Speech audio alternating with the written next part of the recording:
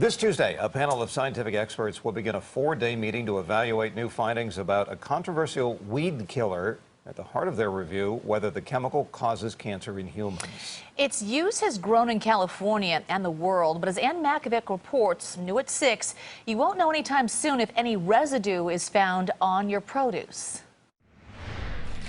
Debbie Friedman says no matter how you slice it, I'm confused, surprised, and really disappointed. Friedman buys organic for lots of reasons and says here's another. The U.S. FDA does not routinely test produce for the presence of the most widely used weed killer in the world. It's called glyphosate. I mean, that's what we're paying taxes for, is to make sure that our food is safe. Glyphosate is the active ingredient in Monsanto's Roundup. Annual use of the chemical has soared in the past 2 decades, with nearly 1.5 billion pounds applied to crops and gardens worldwide. It's used by farmers and homeowners alike. Use of the pesticide in California has jumped dramatically, primarily in the Central Valley. And while the FDA routinely looks for pesticide residue on food, we learned that through our review that FDA was not monitoring the pesticide residues for glyphosate, and it was a little surprising because it is so commonly used. As to why? FDA cited the cost of testing for glyphosate. John Newman works for the Government Accountability Office. In a report, the GAO rebuked the FDA for failing to test for glyphosate and for not disclosing that fact to the public. The U.S. EPA has set limits on the amount that can remain on or in food. We found that there are over 170 different fruits and vegetables that are cleared for using glyphosate, and so there could be residues on any of those.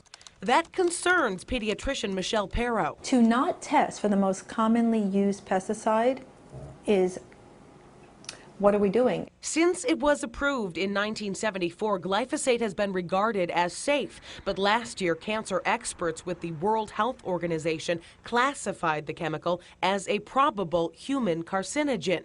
Not everyone agrees. I can tell you that glyphosate is safe. Scientists with Monsanto take strong issue with the World Health Organization's report. The data that they look at, they cherry pick it, and then they interpret some of those studies completely different than the researchers who actually did it. The U.S. EPA just released its new evaluation of the pesticide. Staff scientists with the agency conclude glyphosate is not likely to be carcinogenic to humans. An expert panel is now set to review the findings. In the meantime, the FDA started testing for glyphosate, but only in 4 commodities: eggs, milk, soybeans, and corn. So far, the weed killer is not found in eggs or milk, but it was detected in soybeans and corn at allowable levels. The news is not so sweet for honey. In a separate report, an FDA scientist found glyphosate in several unnamed brands of American honey. Glyphosate is not registered to be used on beehives. Experts believe the bees could have introduced it. He also found the weed killer's presence in unnamed samples of infant oat cereal. As to whether the FDA plans to include glyphosate in its regular monitoring of all produce, at this point, no one knows.